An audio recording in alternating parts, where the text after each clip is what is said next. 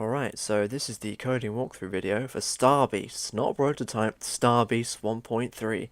And as you can see, there's a reason we've changed the name. Let's go right in.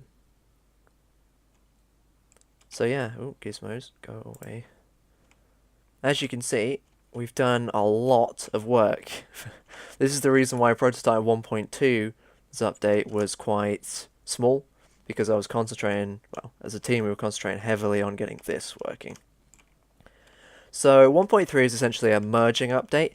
It merges my coding Unity project with the old map with my teammate George's shader and full game map project. So essentially means we've got the full game map plus his shader work, which looks amazing by the way. I mean, look at this. Yeah, his shader and bloom and graphics work essentially with my features and mechanics coding. I mean, look at that. Wow. And as a result, we have a really, really nice looking game, and credit goes to George completely for that. Also in this prototype, we have my other teammate Sid's particle systems. Let's see if I can find a particle. Yeah, there you go, look. There's a little hexagon there. This is Sid's work, the particle systems.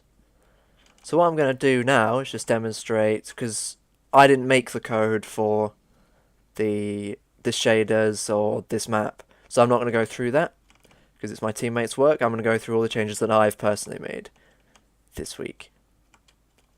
So a lot of this week was spent bug fixing, because merging the two projects, yeah, not quite all fixed as you can see. But yeah, a lot of this week was spent bug fixing because merging the two projects created a lot of problems. So the orbital system, for example, was completely broken. That's all been fixed now. So 3 major things have been added by me in terms of features this week, other than merging the two projects. The first is this. If I demonstrate this, yep, here we go. It's still a bit janky, but we now have a more orbital system. So it essentially combines the rotate around function from the prototype like 1.2 or 1.0.2 or 0.3 rather. Essentially combines that with the current orbital system with gravity. So essentially means it looks like he's properly orbiting it. And as you saw earlier, it's still a bit janky, but you know, we can iron those out. And also if we go transport, as you can see, he transforms into a ball of energy while transporting. The ball of energy was not done by me, that was done by Sid, but implementation was done by me. Yeah, only one of the pillars has the rotate around feature at the moment, as it's still a bit janky, but yeah. So these are 2 of the features that came this week. Now, let's find the third one. Get off me. Yeah, the force of it is still a bit wobbly. Oh god, get off. Where is he gone? Well, I was about to wait. There he is. Yeah.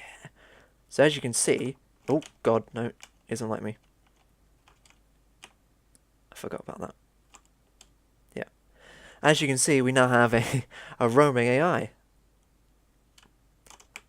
Oh, right. Yeah.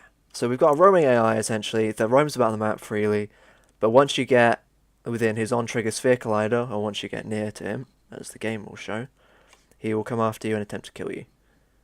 Let's do that. Yep, see, as we get close to him, comes up to me and starts killing me, much like the old enemies used to do. Let's run away. If we get far enough away, yeah, we go back to doing what he was doing, wandering about. Off he goes.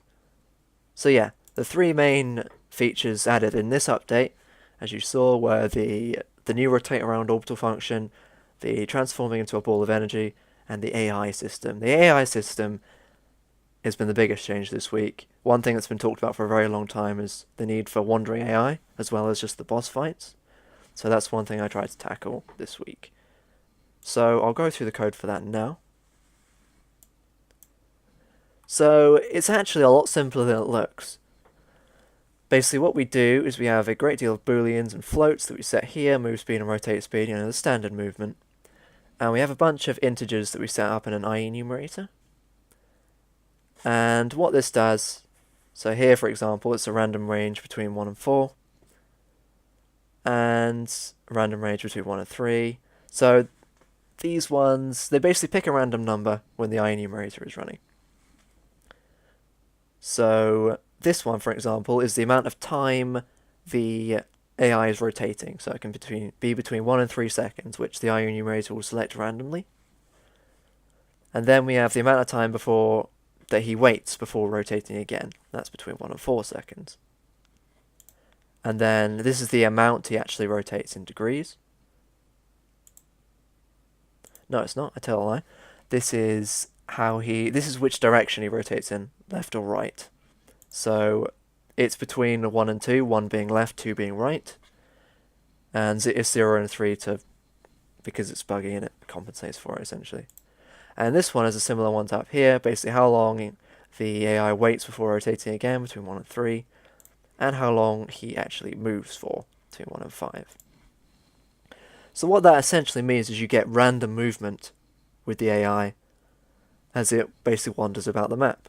So he'll wander about for 5 seconds, and then he'll sit for 2 seconds, and then rotates in another direction for 2 seconds, say, because it picks a random number from these ones, between 1 and 4, 1 and 5, and then he'll walk again in a different direction. So yeah, the point of these integers is basically to give the AI a bit of freedom and random movement, essentially. So we set these up in some wait for seconds here, the walk wait one which is there, the walk time, and the rotation. And as I said before, if he's rotating, if the number picked is 1, then he's rotating right, and it activates the rotating right boolean. If the random number picked is 2, then he's rotating left. Then an update here, if isWandering is false, which is the movement, essentially the boolean for that.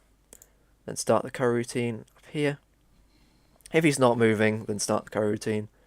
And if rotating right is true, which has been set up here, then rotate to the right. And if rotating left is true, which has been set up here, then rotate to the left. And if isWalking is true, which has been set up here, yep, up there, then transform position and move forward times the movement speed. So as you can see, what we have here is random AI movement across the map. It essentially runs the IEnumerator that picks random numbers that decide where the AI goes. That's just how that works. So I've also fiddled with the enemy attack script from the boss fight that we had previously.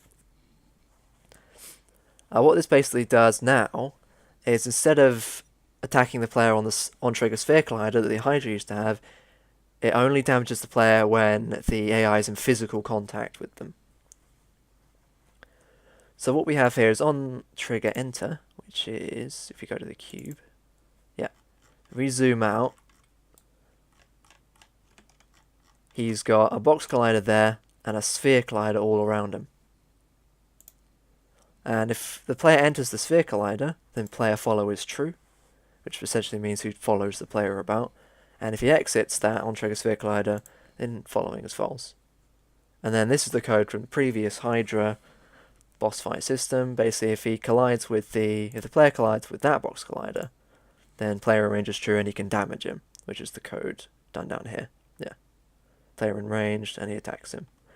And the other new code I've added here is if player follow is true, which is true if he's in the on-trigger sphere collider, then disable the random movement system, and then have the have the AI move towards the player. That is the movement speed. And if he gets out of the on-trigger sphere collider, then re-enable the random AI system so he just randomly moves about again. It's quite a complex system, at least for me, but it works really, really well. The only major bug I've had, well, it's not really a bug, it's kind of my own fault, but I'll fix it in the next update, is if the AI wanders up to the orbital pillar, up here, and if their on-trigger sphere collider collides with that one, then because the orbital script hasn't been given code to differentiate between, it just detects collisions essentially rather than player-specific collisions. So if the cube interacts with the orbital platform, then the player will be sent rotating into that platform, even if they're like a million miles away. It was pretty interesting earlier. I was just wandering about over here, and suddenly I was rocketed over to this orbital platform because the cube got too close. So that's a pretty major bug that needs fixing, which I'll fix in prototype 1.4. But other than the AI, the other thing that's been changed is the rotation, which is here somewhere. I'll find it in a second because I've just found the other thing. So the Leo particle, which is the ball of light that the player transforms into when they're transporting. It's pretty simple code to do that. If current transport is true, and current transport is activated when the player is transporting, i.e. moving fast from one pillar to another.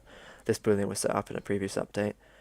If current transport is true, then disable the mesh render of the player, so make Leo disappear, and set the particle to active. So set its particle systems and the big particle itself to be visible. And if the player is not transporting, then re-enable it so that Leo appears again and disable the particle. And the other thing we had, I think it's down here. Yeah, here we go. So this is the same code as before, essentially. If can orbit is true, then use the gravity, which was I explained previously, add the force to the gravity, and then do a transform.rotate around the orbital pillar. And yeah, that essentially means, if we go back in here, that it's much more like an orbital system. So it's actually, yeah, it actually moves around it rather than just being attracted by the gravity. There we go. So I think this works better. It is a bit janky, and it does have a tendency to throw the player really high up in the air, but it definitely works nicer as an orbit system. Yeah, see what I mean? A little bit of jank. But when it's working, it's working. Yeah, there we go.